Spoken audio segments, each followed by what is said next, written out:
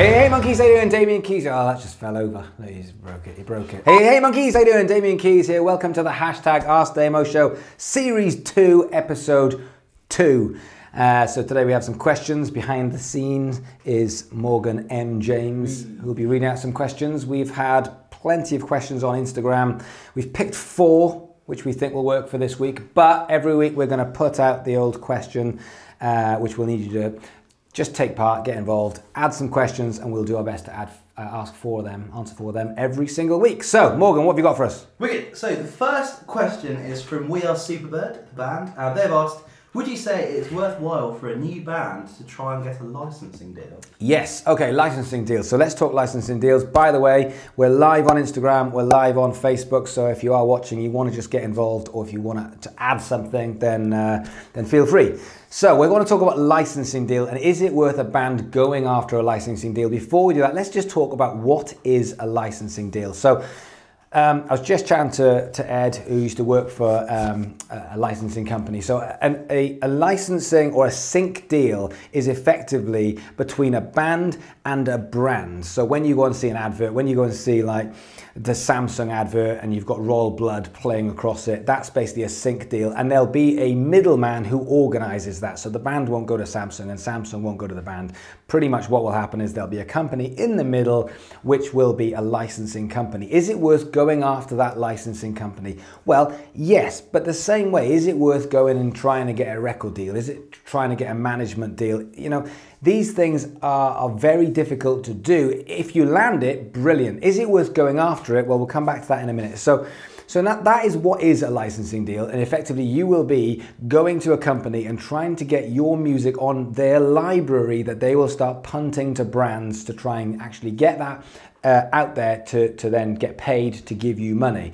Now, if you're going to do that, most sync companies or licensing companies won't take unsolicited material. Now, by unsolicited, it means it needs to come through a reputable source. So, for example, a manager or a lawyer. Now, the good thing with going through a solicitor or a lawyer is you can just pay for that. You can pay for the services of a lawyer. It's not like a manager where you're trying to bring someone on who believes in you and push the band. A lawyer could be someone you just pay money and just say, look, you're there to represent us as the legals, effectively. So that would be solicited. Now, if you're doing that, a lot of sync companies may say, look, we'll try and get you some of your music onto some of these brands. We'll take a 50-50 split.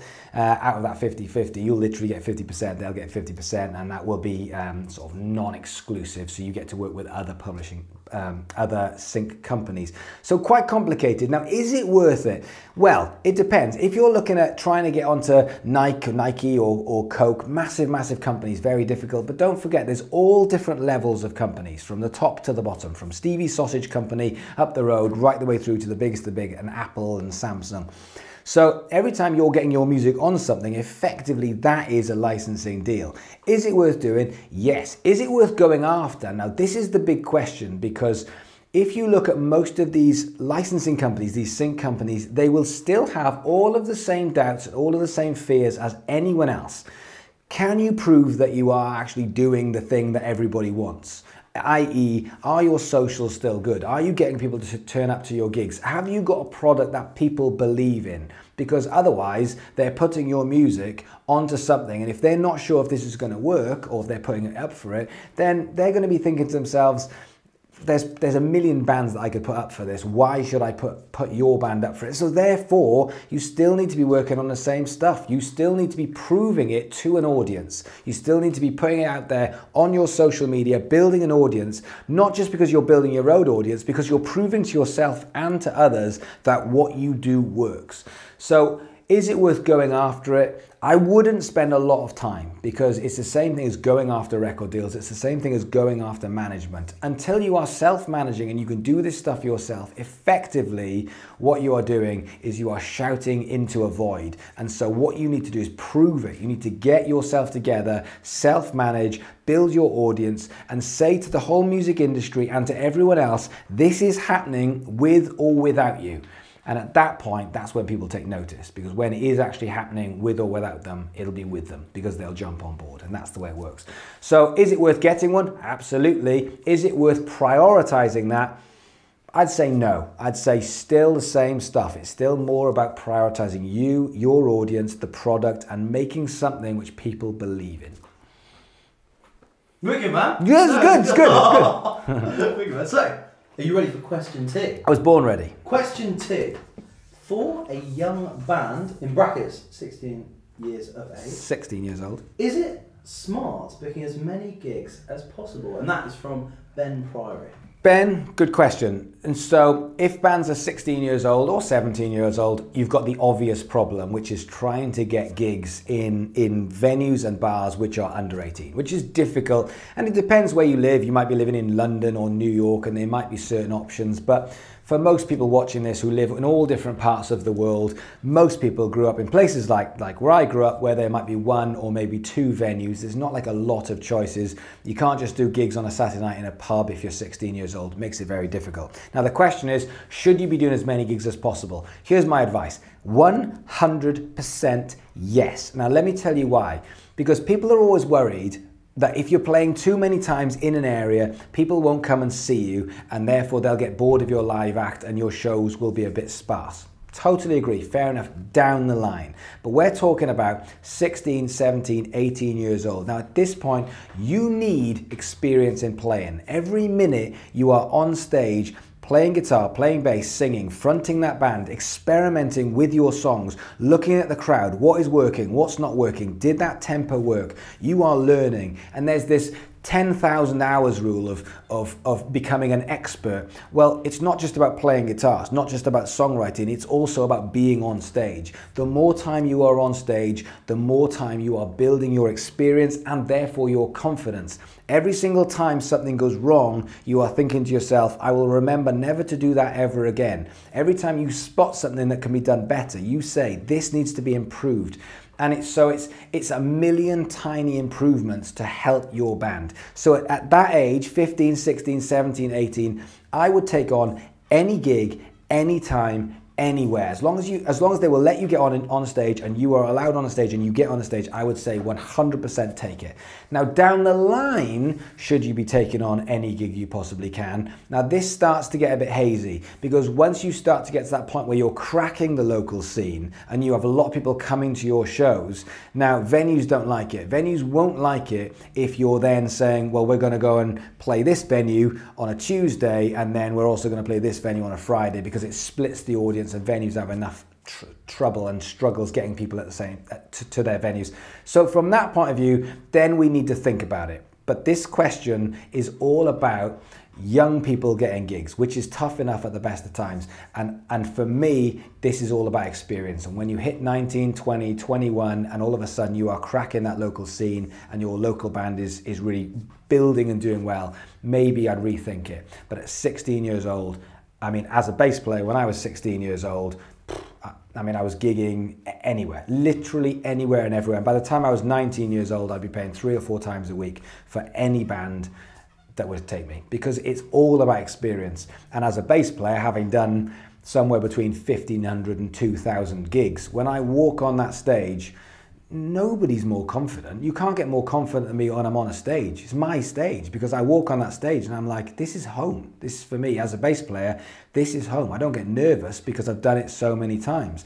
You take me out of that environment and you put me in a new environment, like you give me some sight reading, I'll cry like a baby. I can't do that. I don't have that experience. So it's about building that experience and building your confidence and knowing that when something goes wrong, you look and go, done it, dealt with this a million times. So right now, gig, gig, gig, gig, gig. 16 is the perfect age to just gig as much as possible.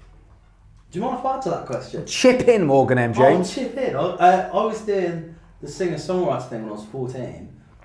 Building a YouTube. Huh? Building a YouTube. Yeah. No, but, and playing around Brighton.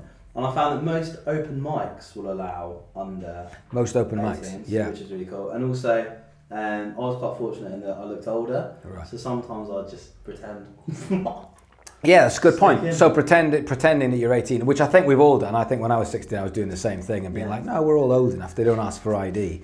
But yeah, open mics is a great way. Just anywhere where you can get your stuff out. I think People aren't going to be as down on you when you're 16 and you're playing 2 or 3 times in a week around the area as they would if you were like 20, 21 and you're bringing a fan base. I think people are a lot more supportive when you're younger. Yeah, definitely. Right, question 3. Question 3. How do I know my content is good enough to start paying Facebook to boost it? And that is from Joe Gigsby. Joe, that's a great question. How do you know when your content is good enough to start Facebook boosting and Facebook advertising effectively?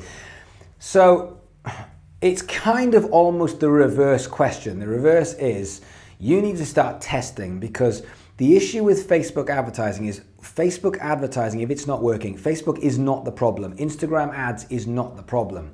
What the problem is what is the right content and what is the right way of delivering it. So we made a video yesterday, which I think will be going out this week, which is my top 10 tips on how to put together effectively an ad strategy where you're actually doing the content for an advert, which should come out in the next couple of days, Morgan. So so check that out. But effectively, there is a lot of experiment when it comes to Facebook ad. And I have had this conversation a lot today. So let me tell you about this. So today with our social media company, you know, it's very, very obvious that this organic side of social media has been ripped from us. And everyone's going, you can still get organic reach, man. Yeah, you can, but it's not the same thing. And yes, I know you can go and start spending a lot of time on talking one-to-one, absolutely. And yes, you can start going into groups and you can start sharing stuff.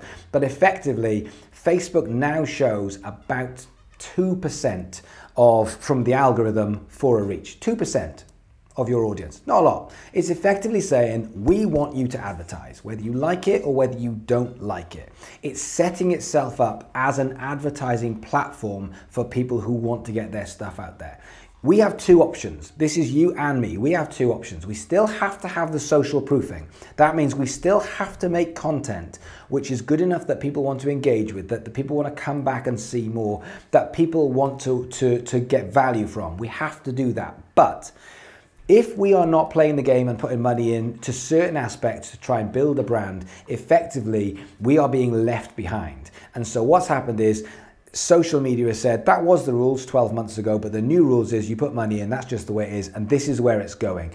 We have two options now, which is we go with it and we win, or we don't go with it and we die. It's as simple as that, because trying to get organic reach when Facebook is giving you 2% reach, you might be able to get 5%, you might be able to get 6%, brilliant. But what it's saying is you need to start thinking about your Facebook ads. Now, when you do that, the first month, 2 months, 3 months of experimenting with this, it'll probably be a disaster, because think of how many little details are there when you do a Facebook ad. What's the creative? Are you going to do a picture? Are you going to do a small video? Are you going to do a long video? Are you going to do Facebook stories? Are you going to do Facebook feed? Are you going to do Instagram feed? Are you going to do Instagram stories? Are you going to do Instagram carousel? Are you going to do Google pay-per-clicks? Are you going to advertise on Spotify, etc., etc., etc.? So many options that you can then do.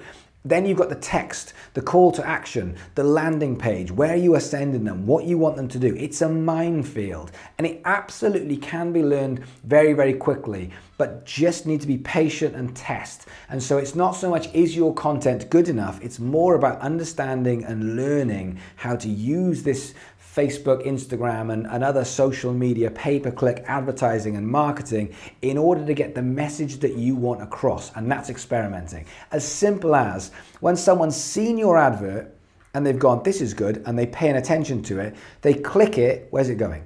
Is it going to your website? Is it going to your iTunes? Is it going to your Spotify? Is it very clear of what you've sold to them and where you are taking them to basically tell them what to do next? All of that stuff is going to take time. So for me, the question isn't when is it good enough. It will be good enough because right now there will be people who are interested, even if it's not as many now as it will be in a year's time. This is the time to start finding people who are looking for new bands, or, you know, it might be that right now 15-year-olds or 14-year-olds are really interested in your music, or 13-year-olds. It's about finding their demographic and how you advertise to them, and then you're learning about how many people you'll get in front of and what those people are doing in order to actually get engagement or to get them to do the things you want them to do.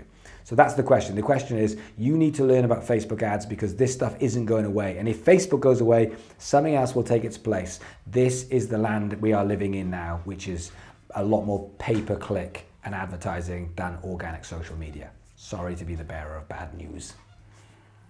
Yeah. God. Yeah. Boom. Question 4. Last question of the day. Last question of the day. I'm looking to apply to play guitar on cruise ships. Have you got any advice for the auditions? Yes. And who's that from?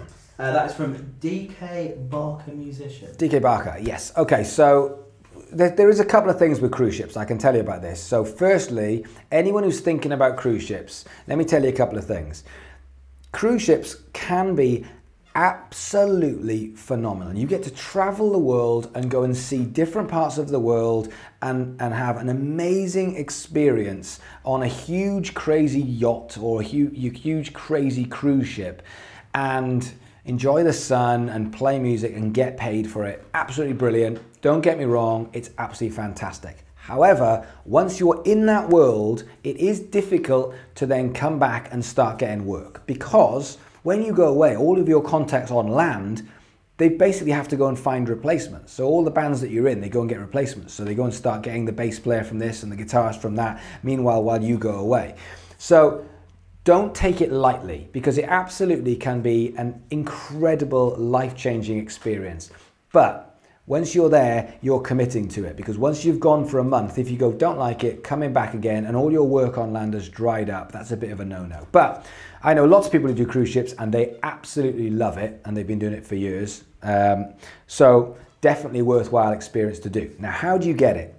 There are a lot of people who actually put bands together specifically for cruises, and there are even some agencies specifically for cruises. But a lot of the agencies, they actually go after fully fledged bands. So they don't say, look, we're looking for a guitarist for this band, unless there's a band on a cruise ship and something's happened. So for example, on a lot of cruise ships, the band are not allowed to drink alcohol at all. And if you do drink, you get thrown off the cruise. If that happens, they've got to find someone in or to come in to take the place in the band. Now, if the people on the boat can't find a guitarist to then jump in, it will go to the agency because they have to make that contract work.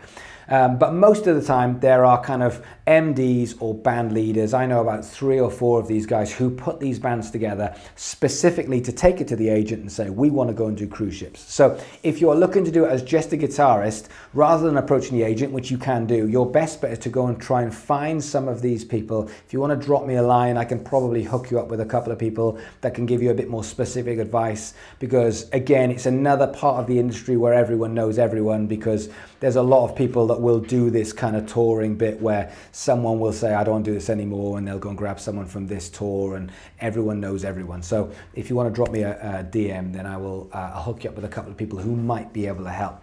But other than that, same thing. Google, go and find cruise ship agencies and actually approach them and say, can you hook me up with a couple of bands that are doing this so that I can give my CV? When it comes to the actual auditions themselves, the usual thing, you need to learn everything. If you're going into the world of covers and functions bands, something I know very well because in the next room we literally have a management company that puts out 30 bands that have 1,500 gigs. I've got a business up near Manchester in Crewe which does 5,000-6,000 gigs or 5,000 or 6,000 contracts every single year.